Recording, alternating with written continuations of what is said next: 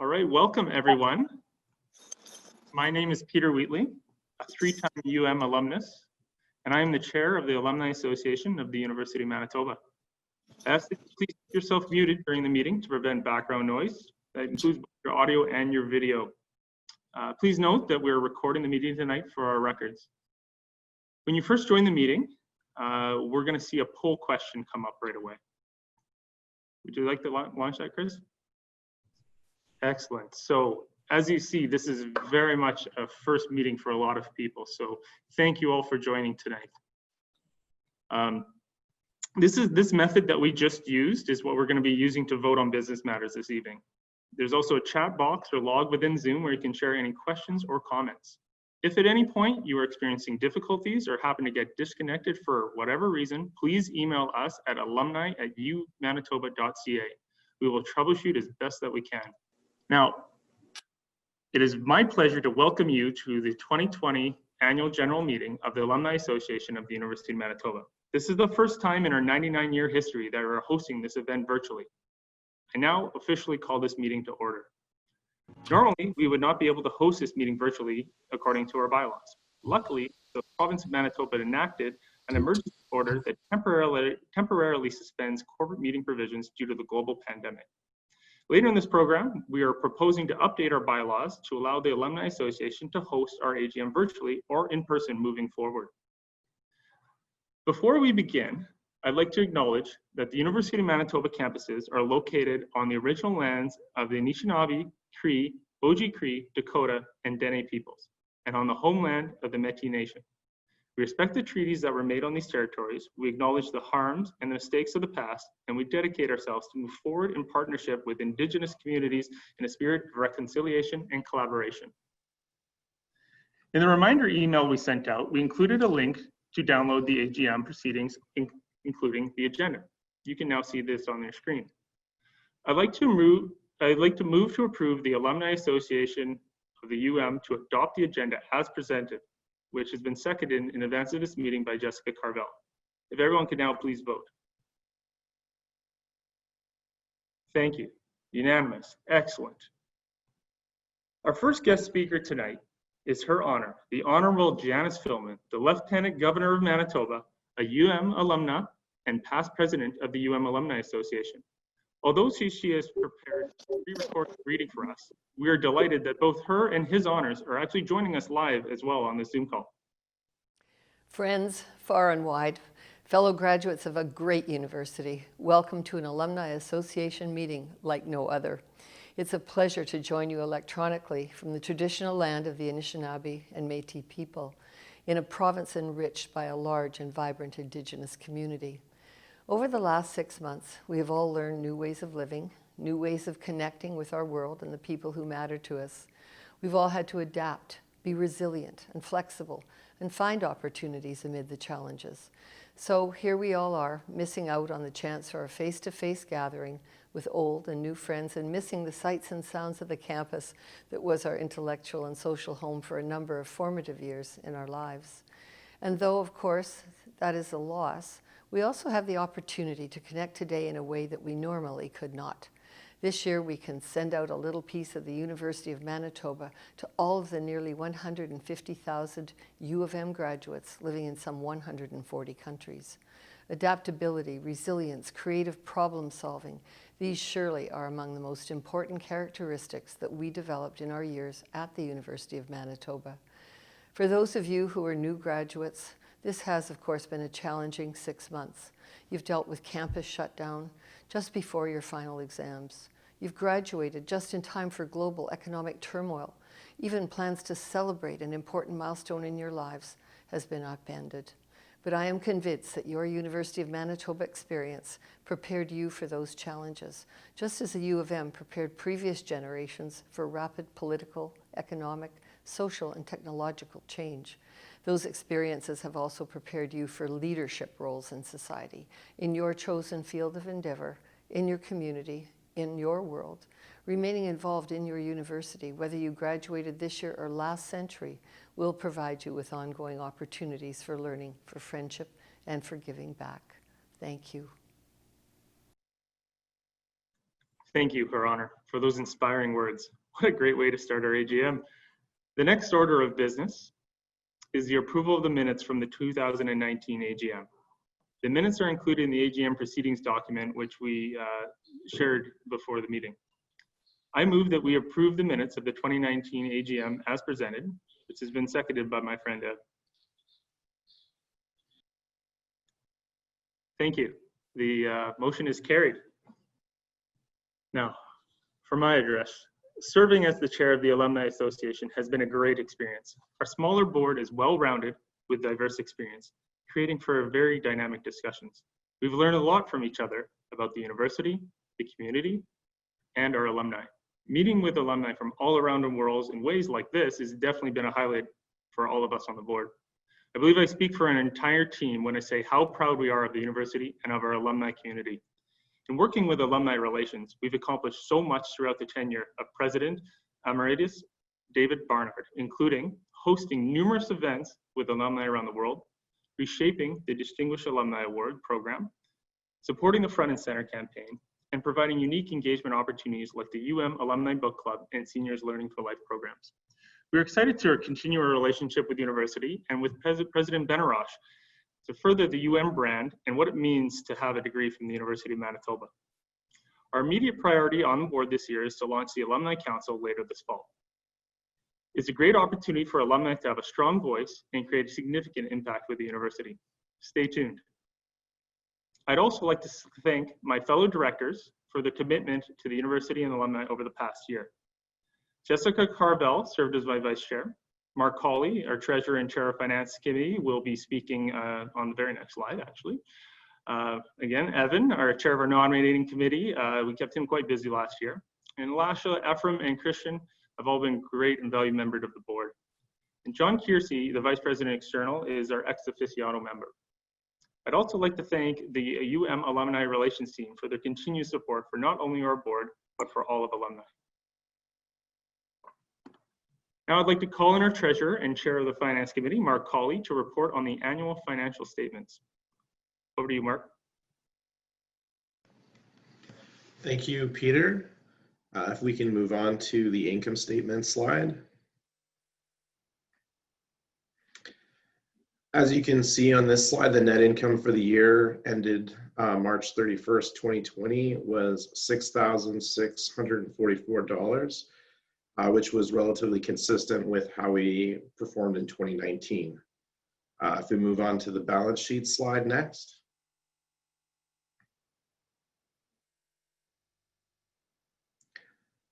You can see that the bank balance for 2020 was at $43,118.33, and in 2019 it was at $36,914.36. Thank you to Sabu Matthew, Budget Officer for External Relations, for compiling the Alumni Association's financial statements. Copies of these statements are available in your AGM proceedings. I'd like to motion now. I move that the Alumni Association of the U of M approve the financial statements ending March 31st, 2020, as presented and seconded by Lasha Glennie.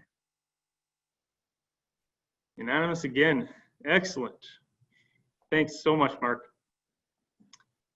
Now, as I mentioned in my opening remarks, our current bylaws state that our AGM is to be held in person. That's clearly not happening. We're proposing to alter the bylaws to allow the AGM to be held either virtually or in person moving forward. On the screen and in the AGM proceedings, you'll see that we've removed the requirement of attending in person.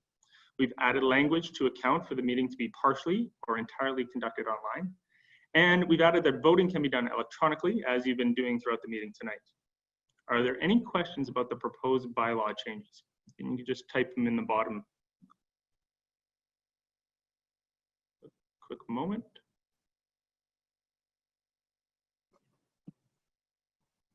Don't see any yet. Just keep typing them in if you have a question or comment. But in the meantime, I move that we approve the proposed amendments to the bylaws as presented. And this has been seconded by Jessica Carvel. Please vote.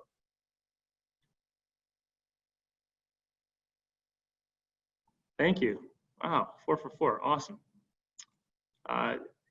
Concludes the main business part of the meeting, and we get to some more of the fun stuff now. So I'd like to ask that Tracy Bowman, the Director of Alumni Relations, to speak on some of the alumni initiatives and to introduce President Benarroch.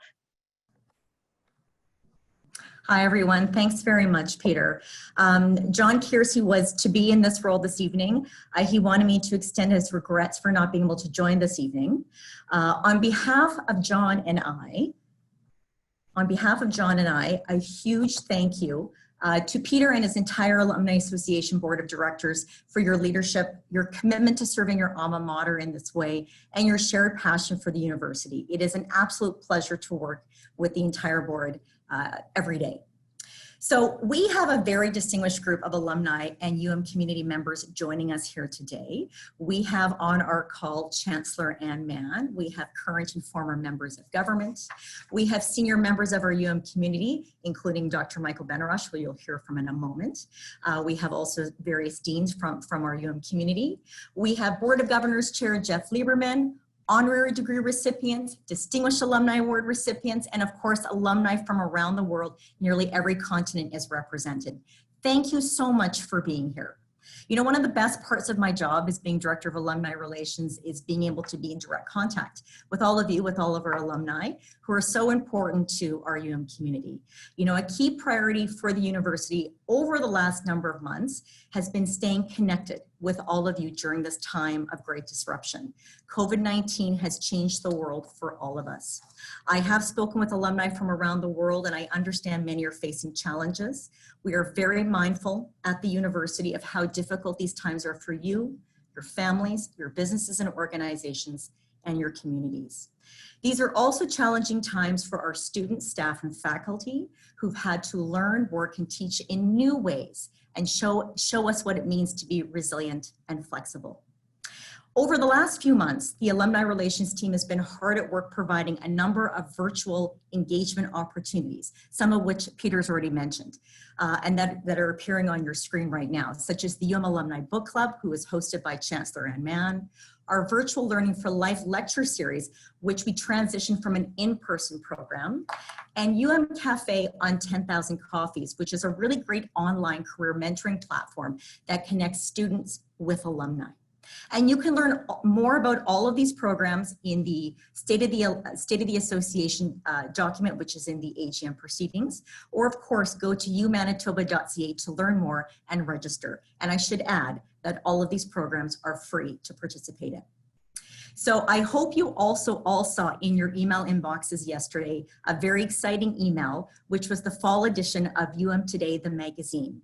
And this is the first digital-only version of our award-winning alumni magazine. You can also view it on umanitoba.ca if for whatever reason it didn't appear in your inbox. Our feature article is about our 2020 Distinguished Alumni Award recipients. So new this year, we had multiple recipients in 3 of our 4 categories. The nominees for this year's award were nothing short of remarkable, highlighting what we already know about UM alumni, which that they are truly outstanding, making a difference all over the world in every industry imaginable. And this made the job for the selection panel, as you can imagine, very challenging. So I am delighted to share with you, if you didn't see it in the magazine yesterday, who our 2020 Distinguished Alumni Award recipients are. They are Dr. Judith Bartlett, Lifetime Achievement, Dr. Gigi Osler, Professional Achievement, Kimberly Prost, Professional Achievement, Chris Couture, Professional Achievement, Barb Game, Community Service, Danita Brochi, Community Service, Kimberly Levisar Puhatch, Community Service, Josh Morey, Outstanding Young Alumni, and Taylor Morriso, Outstanding Young Alumni. Congratulations to all 9 of them. These are incredible alumni. I encourage you, please read their stories. Please also view the videos that were conducted with other fellow alumni. They're a very impressive group of people. And also thank you to our selection panel chair, Chancellor Ann Mann, and all of the panelists for their very diligent work in choosing a very distinguished group of recipients. So now I am delighted to introduce the University of Manitoba President and Vice-Chancellor, Dr. Michael Benarroch, who will be bringing greetings and sharing some key activities that are taking place here at your university. Over to you, Dr. Benarroch. Thank you. I hope everybody can hear me. So welcome everybody. Thank you, Tracy. Chancellor Mann, Chair of the Board, Jeff Lieberman. It's wonderful to be with the alumni from around the world who have joined us here today. And you're such a big part of our success and what we're so proud of at the university. I just wanted to take a moment just to acknowledge that today is Orange Shirt Day. A day that is used and designed to commemorate residential school experiences, to witness and honor the healing and journey of their survivors and their families, and to commit to an ongoing process of reconciliation. Today, first of all, John Kearsey called me earlier today and unfortunately wasn't able to be here, but I do know that he wants to express his sincere thanks to all of you alumni for your continued engagement and sharing your feedback on how the university can cultivate pride and always stay relevant in your lives. And for me, it's great to be back at the University of Manitoba. I've been away for 3 years, but as many of you know, and I scroll down the participant list, so I know a number of you, I served as the Dean of the Asper School from 2011 to 2017. And it's been wonderful to come back and been warmly greeted and welcomed by this incredible institution in our community. When I was Dean, my favorite thing was to meet with alumni. I traveled across Canada and I traveled across the world to meet some of you. And as I went through the list today, I know that many of you had come to the alumni events that I participated in. And during those events, I had learned so much from you, especially that keeping connected with you has deeply enriched our institution and enriched your lives also. And so I know that many of you have been part of the university community for many years, and I know how vital it is that the alumni remain connected and show us a path forward. The University of Manitoba, we take pride in continuing to deepen and strengthen our relationship with our alumni. And I think together we're able to achieve even greater impact on the well-being of our students, of Manitoba, Canada, and of the whole entire world. And what I've learned is really that our alumni, we can do all the advertising we want, but our alumni are the greatest ambassadors, advocates, champions, and thought leaders, and the finest examples of how a degree from the University of Manitoba helps better our world. And so we're deeply grateful for the support of our alma mater, your volunteering, your mentoring, and your giving to us. I wanted to thank the Alumni Association Board of Directors for their work. This just doesn't happen without a group of people who really dedicate themselves. And the chair, Peter Wheatley, and the board has spent a lot of time navigating significant governance challenges made in the last year due to the structure, format, and responsibilities to pave the way for the introduction of the Alumni Council that will launch later this fall. So I want to thank you for your hard work and your continued participation over the next year. I know that when I was Dean of the Asper School, my success with alumni was only as good as the alumni associations and the strength of those associations in the cities across the world. And as I look at our alumni now, I'm really inspired by the Alumni Association and the role you've played in the Front and Center campaign by investing $2.1 million towards the Active Living Center and graduate students fellowships. And every year we disperse alumni awards, both leadership scholarships and entrance scholarships to our undergraduate students. And during COVID, this has become even more important as students are struggling to make ends meet, as many people are. I and the University of Manitoba are truly committed to engaging in a strong lifelong relationship with alumni here in the province and everywhere around the world. If we can take a blessing from COVID, it's that if I was at this event during normal times, it would just be with people from Winnipeg and the odd person who might have come into town. But today, I have the opportunity to address and meet with people from Australia, Hong Kong, Bangladesh, Brazil, Hawaii, Africa, and throughout North America. So in some way, it's a blessing, though I will tell you all, I miss the personal connection. And as I told your Alumni Association board the other day, I will not miss seeing people in a little square on my laptop when I have the opportunity to meet with all of you personally. At today's roundtable, Rita Mew Goodridge, the president of the University of Manitoba Hong Kong Alumni Association for over 30 years and a recipient of our Distinguished Alumni Award, is here. And I look forward to hearing you. But as we look at the current reality, I wanted to tell you a little bit about the kind of challenges we've had at the university, but what we've really done here to meet this challenge. This fall, and really it started in March when COVID hit and we closed down the university, our faculty, our staff, and our community have come together to pivot the way we teach, deliver classes, and interconnect with students.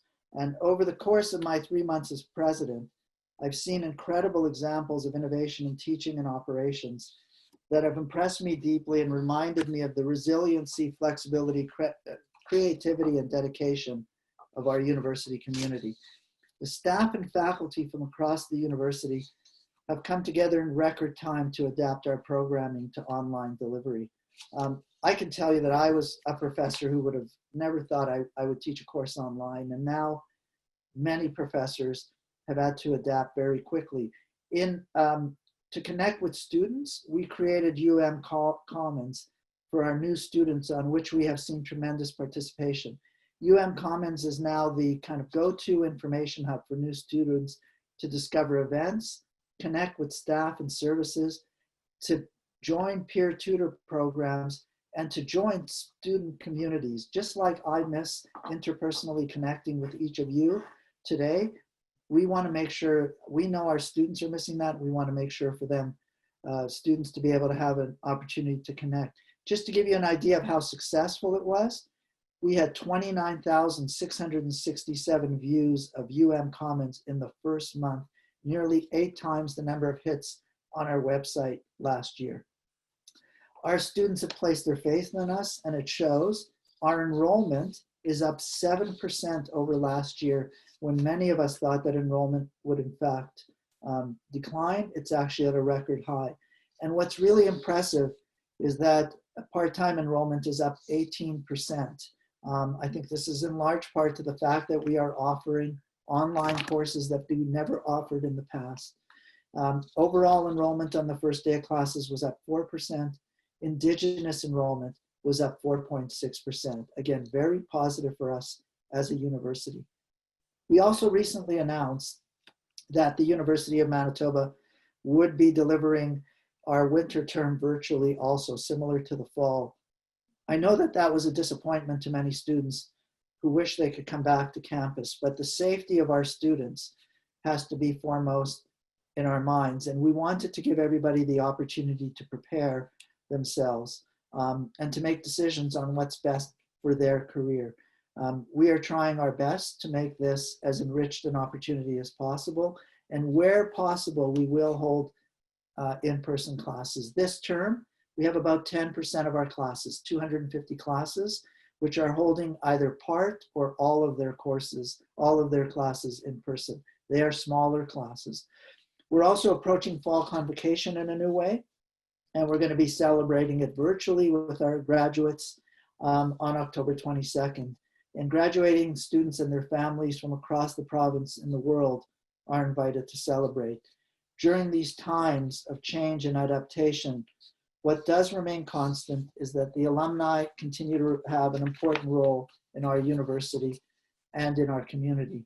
And I wanted to, Tracy spoke about the new alumni award winners, and they are a very distinguished group, and I'm honored to be at an institution that can celebrate incredible achievements of that group.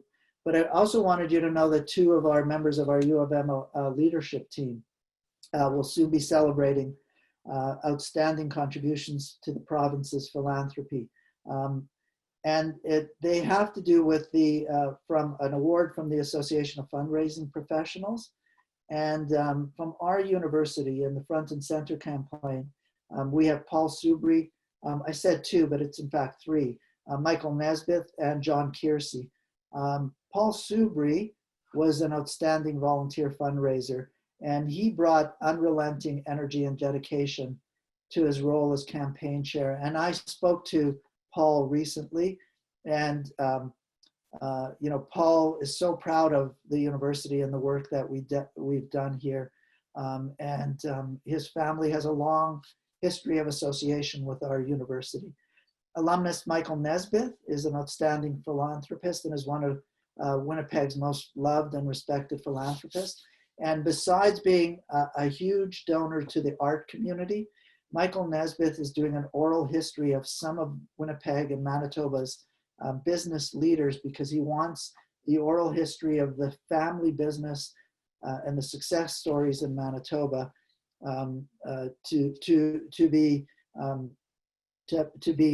have a record so that we can use it for teaching and learning and to celebrate our success. And finally, our very own Vice President External, John Kearsey, receiving the Outstanding Professional Fundraiser Award for his work in the Front and Center campaign, and leading to the largest fundraising effort in the history of our province, an incredible amount of $626 million raised. So 2 things on that. I just came from Toronto. And I know there's a few of you from Toronto on this call, because I looked at the list and I know you're there. And people in Toronto would always come to me and say, how did the University of Manitoba raise $626 million? The implication of that was only we in Toronto can raise that much money.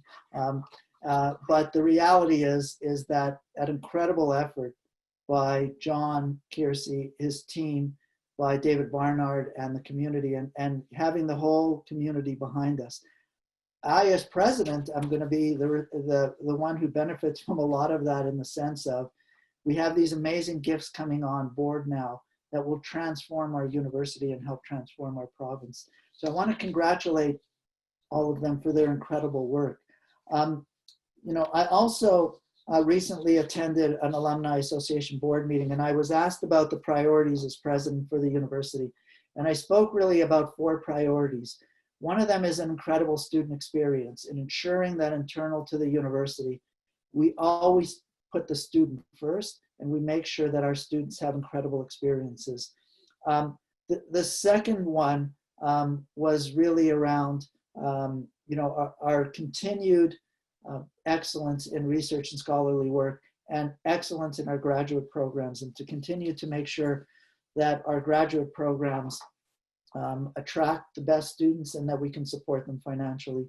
And then around equity, inclusion, and diversity in our Indigenous community, and ensuring that the University of Manitoba becomes the place in Canada where our Indigenous students can thrive and can succeed, and where our Indigenous staff, faculty, and our community turn to.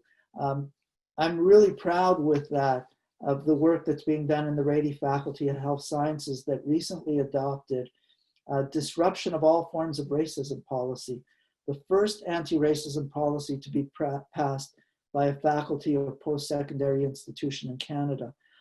And this was led by the Office of Equity, Diversity, and Inclusion and Anti-Racism Work under the leadership of Vice Dean Indigenous Dr. Marsha Anderson, and the Director of Equity, Diversity, and Inclusion, Jackie Gruber, and Anti-Racism Practice Lead, Dr. Delia Douglas. The reason I name these people is because these people have dedicated themselves to doing this work. It didn't just happen. And I know they came up against many barriers as they were doing this work, but they persevered and they continued to work on this. And Brian Postal, the Dean and Vice Provost of the faculty, empowered them to get this done. And in fact, they have. And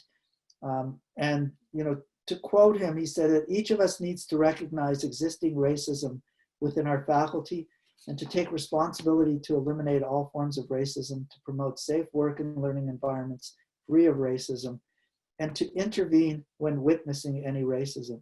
And the policy was drafted following really extensive consultations. And I think that they've set the standard now for the rest of the university. And we need to take the lead from the Rady faculty and develop a similar policy and approach for the entire university, because we want to be a place where we are free of all forms of racism, that we can eliminate racism, and that people are free to speak up and intervene when witnessing racism. One last thing that I want to say, I know that the Alumni Association are about to celebrate their 100th anniversary in 2021. And that's incredible to think that, alumni for 100 years have formed this association, have contributed to our university. And it's not just because of the leadership, it's because of all of our alumni who want to participate in this. And I think now is a time I'm starting as a new president. We are going to be engaging in a strategic planning exercise at the university where we want to engage our alumni and community. Now is a time for new ways of thinking. COVID is making us think outside the box of what we thought was possible. And I think that if we tap into our collective spirit of innovation and creativity, we can prepare our university, this province, and even the world for whatever changes are necessary as we build the best foundation in the future we can. Jobs are changing, and COVID is advancing the pace at which that is taking place. And we as a university are going to have to respond and be an institution that provides lifelong learning. You may have come to here when you were 18 and left when you were 22 or 24. You may be like Peter and have 3 degrees here and keep coming back. But we have to find new ways to engage and help you throughout your career. And in order to do that, we need to hear from you on what you need from us. And so I welcome your thoughts and ideas of how we can do this together. I'm here to engage with you and to listen to listen to what you have to say. And, I believe that together, if we work together, we can really strengthen our university and our community. And I'm looking forward to not only connecting with all of you virtually, but that soon one day, as COVID passes, we will be able to get together and enjoy each other's company and celebrate all of our achievements. Thank you. Miigwech.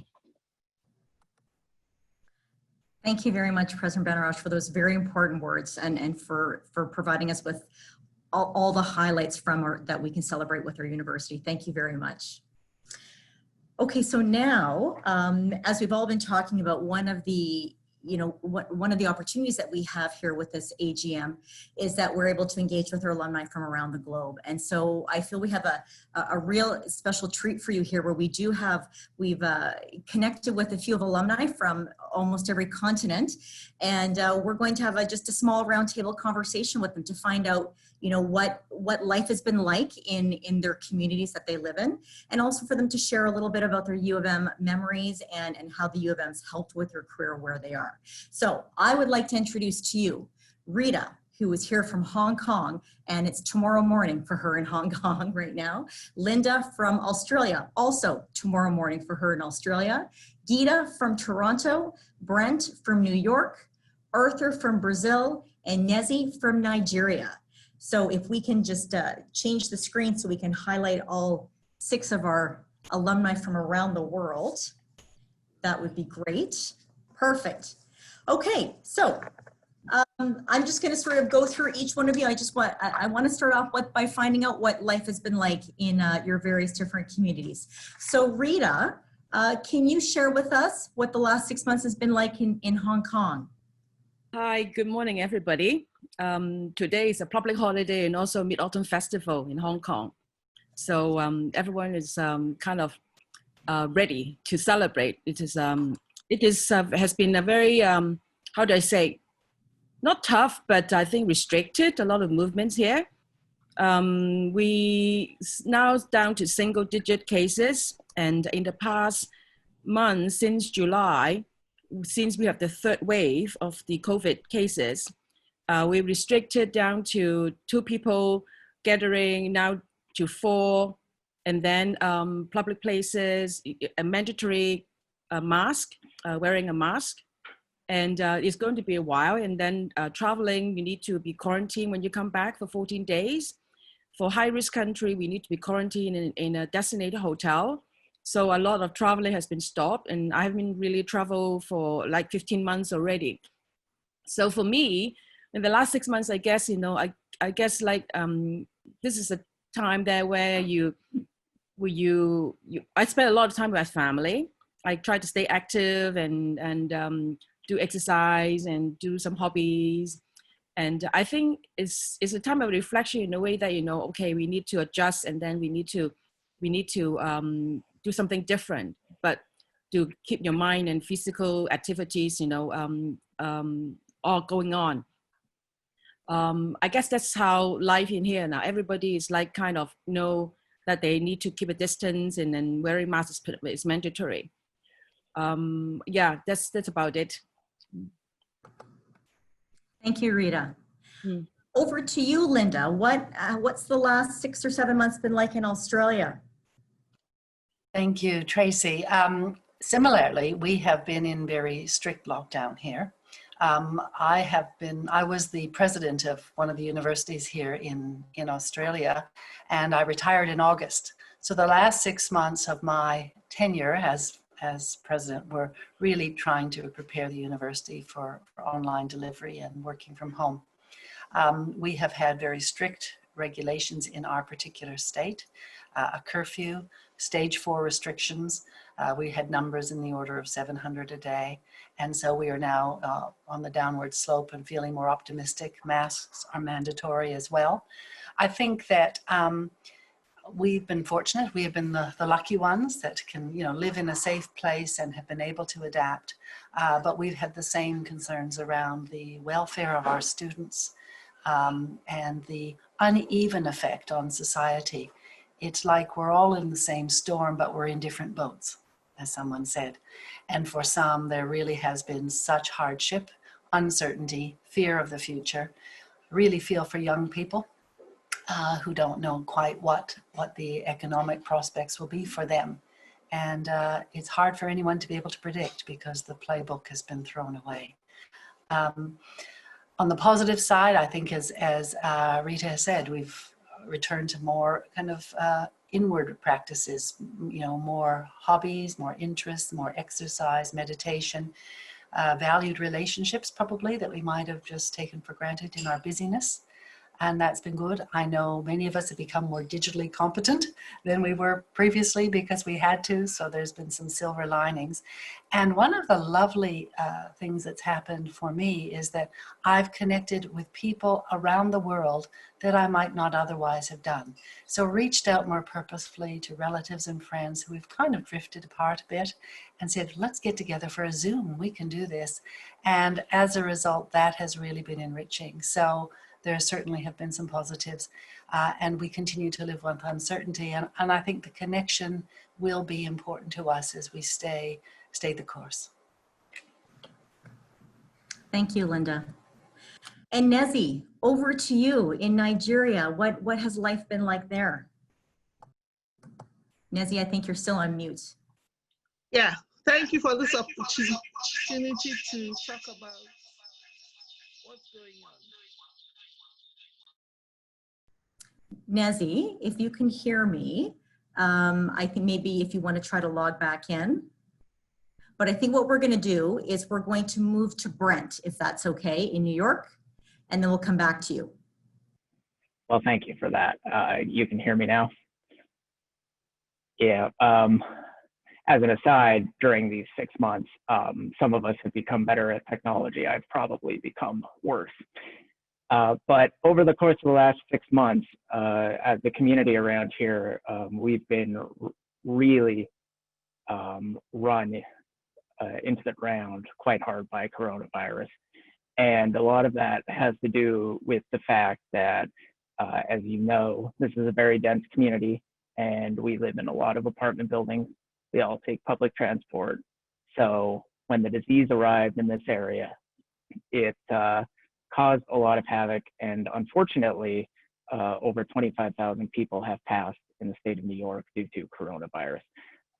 So for us, it's been a very sobering experience to understand how lucky we are to be healthy, to not have pre-existing conditions, and to have jobs that permit us to participate in healthcare plans, because what coronavirus has exposed is, and I'm sure most of the people on the call would recognize this, is that there's a lot of long-running fissures in this country, and differences in access to healthcare and other things that have really been brought to the forefront. And this has kind of been a reckoning moment, especially for the younger people in our generation who see an opportunity to make a change and perhaps learn something from this terrible disease and not make the same mistake again.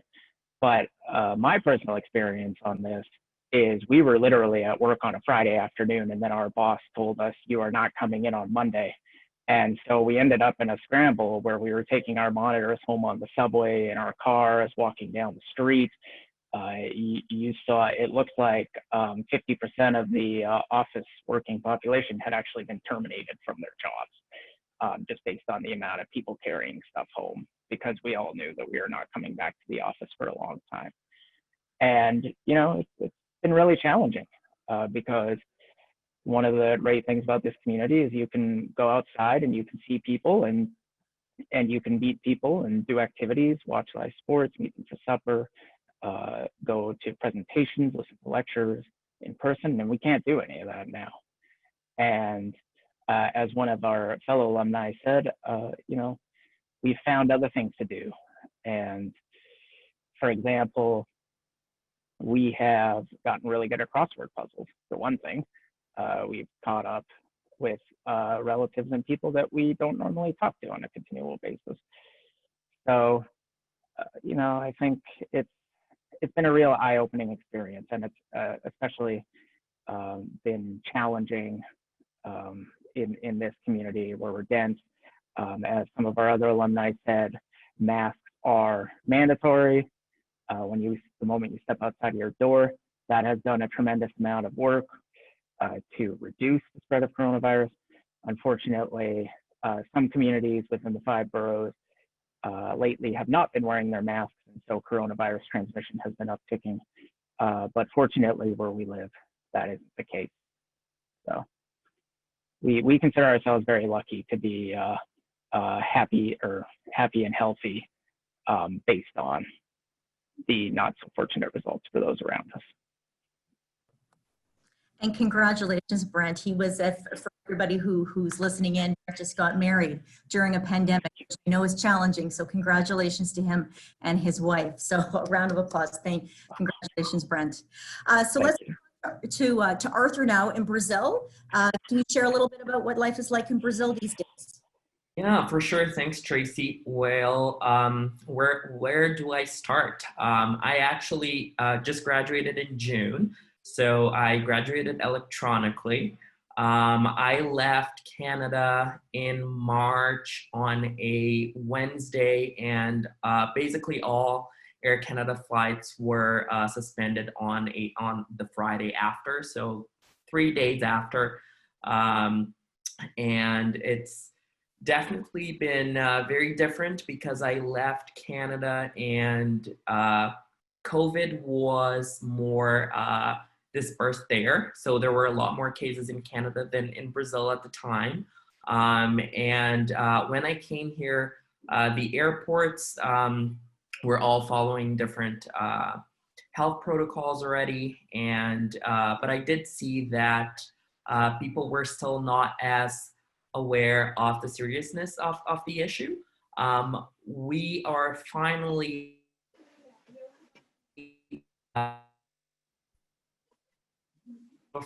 cases have finally been going down, and I feel like in the southern hemisphere it got here a little bit later, and our wave has taken a little longer to go down, but I do know that in the state of Sao Paulo, they're planning on starting to distribute vaccines by December 15th. So that's great. And what I've been up to, well, since we can't go outside much, I've decided to go to law school. So I finished school electronically this year and kind of started law school electronically this year as well. But the city I live in, Belo Horizonte, we actually were the longest quarantine in the whole world with business shutdowns. And that was very tough on a lot of businesses and especially schools. Brazil has a lot of private schools. We don't have as many public schools, so a lot of private schools shutting down. So a big issue that we're looking into is whether public schools will be able to take over those people.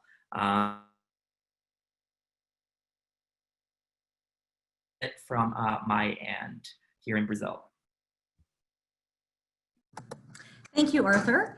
And let's move on to Geeta in Toronto. Hi, everyone. Thanks, Tracy. Thank you for having me here today on the panel. Happy to share some experience, although I'm assuming the majority of folks on this call are also located in Canada. So you could probably speak to this as well. But I'll speak to it from a personal perspective and a professional perspective. So first, I mean, I think that the best way that I read that COVID-19 impacted us was just the stages of grief. You know, I think at first we were all in a little bit of denial. It might just be a couple weeks, just a month, a couple months. And then we sort of moved slowly into acceptance and you know, really decided that this was, we were in it for the long haul. I think Canada, because it's such a large country, it's been varied by province. You know, I still have family in Winnipeg, and the experience in Winnipeg sounds very different than the experience in Toronto than it is maybe to the experience in Vancouver. So it's really driven this feeling of localization. You know, there's been many posts on social media from folks in Quebec that seem so different than the experience that we are having. And so it's really driven this feeling of localization, and it's sort of different by province. Personally, the last 6 months have been quite challenging. You know, living in a very small condo with my husband, we had to sort of learn how to work together in a very small space, both on calls at the same time, trying to negotiate whose call was more important and who could take it from the bathroom and who could take it from the closet. And it also, you know, it didn't allow very much personal space. And I think we both realized that personal space and personal time is so important. So we've had to learn, as many people have said, how to carve that out for ourselves, whether it's a walk, walking our dog on our own, or literally scheduling some time in our calendars just to be and not be on a Zoom call. And then professionally, I work for Johnson & Johnson, and I work with retailers. So you can imagine what it did to retail, the panic buying. If you'll remember, the toilet paper was out of stock, Tylenol sales went through the roof. And so it was a very disruptive time to retail, and still is, but everyone had to rewrite the playbook, redo their forecasts, reimagine what retail looks like in a touchless, sanitized environment. Online retail just spiked. The adapting and adopting new technology spiked. So really, everything that we knew about retail and about consumer behavior changed. And it was both exciting and terrifying. So it's been a learning experience. But I think overall, I think the one component, both personally and professionally, that I'm happy to see come to light is empathy. You know, it's no longer, you know, a fuzzy, soft word. It's a way of life, both personally, you know, empathizing with your family and the people you live with, maybe aging parents, maybe someone with an underlying condition, and empathy at work. Not only to, you know, parents with small children who may have to log off Zoom early, but also empathy as it relates to, you know, what do consumers need? What do your stakeholders need, and your end target audience need? Thank you, Geeta. Has Nezzy joined us back again? I think she left the call, and I'm not sure if she's back on again. Nezzy, are you there? Okay, so hopefully she can still join us. So just in the interest of time, so just very quick in sort of 10 seconds or left or less with each of our 5 alumni, can you share with us a favorite UM memory? So any one of you can take that question first. Happy to start. Bookend, start and end. My favorite U of M memory is definitely the first week of school any year, but I'd say my first year of university. It was buzzing, there was energy, you were stressed about which class you had to go to. And I remember discovering St. Paul's College, and they had amazing poutine, and it ended up being sort of my safe haven between classes as I was running around campus. So that's my favorite memory. Thank you, Geeta. Okay, who's next? I can jump in. Oops, sorry, Arthur. You can go ahead, Linda. No, go. It's hard to be a team. I would say that definitely getting involved with different student groups. I was involved with AMSU, the Commerce Students Association, and just meeting different students from different faculties, definitely. Thank you, Arthur. And Linda? Yeah, mine was hearing Dr. Bruce Chown, who researched the blood factor known as the RH factor that people might have heard about. And of course, the RH Institute is famous around the world and based at the University of Manitoba. And I take great pride in hearing him actually speak, and he was quite elderly at the time, and thinking about the impact that his work had on saving lives of babies. Just has always stuck with me, and I take great pride in that. So that's probably one of the most powerful memories for me. Mm-hmm. Thank you for that. And Brent, what about you? I would say the capstone we did in our last semester of classes, because it was really neat to see not only myself, but the people on our team and the people in our class that we had known since our first year of engineering, and how much we had grown as students and knowledge we had taken in and consumed, and we're now able to apply it to a real world application, and then to receive the accolades from professionals in the industry. That was pretty cool. Mm-hmm. Thanks, Brent. And just quickly before we go to Rita, Linda, I'm not sure if you know, but actually Dr. Chown just has a stamp. It was just released last week. So I encourage you to read that story on UM Today. It's a really great story and shares a lot of the things that you were mentioning about him. So thank you for that. Good to know. And so over to you now, Rita, your favorite UM memory. Okay, I guess when I first went to Canada, it was my first ever overseas trip. And you know, Hong Kong is very small, and going to Canada, Winnipeg, for me is very, very big. As far as the campus is concerned, you know, I think there's a lot of good memories in the school, but I think one of the memorable one I have was walking through the tunnels to school in the winter. And also, you know, in one time, you know, because there bound to be times that you need to be on the street level, and it was icy, and then I fell and I broke my wrist. So have a cast on. So I guess those things, you know, is part of your memory, you know, good things or bad things. But for me, it's memorable one. So yeah, because Hong Kong, you never see snow, so it's very different. That's true. Okay, well, you know, Rita, Linda, Brent, Geeta, Arthur, and Nezi were, for the period of time that we had her online, you know, I would love to speak with you for another hour, but in the interest of time, thank you so much for participating in this, and we'll certainly be calling you upon you again for other sorts of virtual events. So now I'd like to move it back to our chair, Peter Wheatley. Thank you, Tracy. As we're now nearing the end of the meeting, I'd like to open the floor to any questions. So you can just type them into the chat.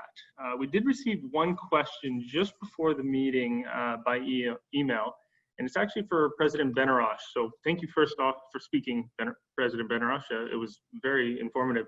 The question for you is whether you can provide an update on the Southwood property development. Thank you, Peter. Yes, I can. But first of all, let me just say, all of you and your stories It's humbling to hear kind of what we're all going through across the world, and how difficult this has been for all of us, and how challenging, but all of you remain so positive. And your memories of University of Manitoba are incredible. I was at the university the other day. I'm not really answering the question yet, but I was at the university the other day, about a week and a half ago, and it felt like the day after the last exams, but it was actually one of the first days of university, and it just didn't feel right. Didn't feel right to not have everybody on campus. And so looking forward to the day where everybody's back. University of Manitoba, Southwood Lands, and UM Properties. So let me tell you that UM Properties now has a CEO, Greg Rogers, who was hired, who has a long career and history in development. Bob Silver is the chair of the board, and the board is meeting and working. The plans are evolving for UM Properties, and the property, which is fairly big because it's that whole area of the Southwood Golf Course, it's been divided into 3 parts, and those will be developed over time. Our hope is to begin development on the first of those 3, and the first piece of land that we would like to develop is actually the one closest to the university. It's just behind Q Lot, if you all know where Q Lot is, just where St. Paul's and St. John's and those, and that lot just back there. And so just backing into there, there's actually an entrance into the park. And the idea is to build between 8,000 and 10,000 units, from individual family to mixed family, but also we want it to be a vibrant, pedestrian-friendly, transit-centered location. And a big part of our idea is to bring some life to that part of the university, and also create a kind of this mix of housing and retail, including groceries, etc., so that there'll be this movement between the university and the Southwood Lands, and it's part of a bigger plan to connect us to Pembina Highway, because it's always this feeling that we're just a little bit outside of that. If I'm really dreaming big, I would also like to see the National Center for Truth and Reconciliation have their own home on that land near the river, and we've got lots of planning to do before that happens, and we need to line up some support. But I'd really like to see that become a big part of the Southwood Land. So this is a really exciting opportunity for the university. It's taken us a long time to get to this point, but hopefully, in the near future, we will begin developing the lands. Thanks for that question, by the way. Well, thank you, Dr. Benarroch. I appreciate your answer. I really enjoyed that. Thank you so much. And also your talk was wonderful too. So thank you so much. It's the first time seeing you speak, so that was wonderful. Thank you so much. Thank you. Thank you, Perry. I've received 4 questions now. On the 2 of them were sent privately. They're all around the same theme. So I'll just read them off real quick. Is there anything new that the Alumni Association will be launching in the coming year to better connect alumni with each other and to the university? The others around the new way of life, being COVID, to empower the change of how we connect with their alumni. And the third one was, can the association talk about the plans for the upcoming year, more specifically potential programs and initiatives and member engagement? And then there's a few others popping up here. So I'm just, in the effort of time, I'm going to address those 3. So I spoke very briefly at the beginning about launching the Alumni Council. So it's an initiative that we've been working on for a little bit of time, whereby it's an extended group of alumni members that come to tackle one issue or discuss one issue, and really get broad opinions and thoughts from a wide breadth of representation, and then bring that to the board setting where we can then try to enable change. And what we've shown today with the meeting that we're all on is that we can do these things live through the to the internet in times of COVID, no problem. So we're really going to be looking at ways that we can engage, get that council off the ground and get it running, but then also what else can stem out of that with each of the members of the council to further that outreach. So I'm going to take all of these questions. We're up to about now 15 questions and a few comments. So what we're going to do is take these offline and we will find a way to get back to the people that asked the questions, because we are now unfortunately over time. So I'd just like to thank all of our guest presenters this evening, including Her Honor, Tracy, President Benarroch, and our alumni from all around the world, especially the guests that spoke about their experience. Most of all, I'd like to thank all of you for joining us from wherever you are in the world at whatever time it is right now. Stay safe, stay connected with your alma mater, and we will see you at next year's AGM. Next year, we'll be celebrating the Alumni Association's centennial. So that's 100 years we've been around, which is pretty impressive. With that, I'd like to declare this meeting now officially adjourned. Thank you.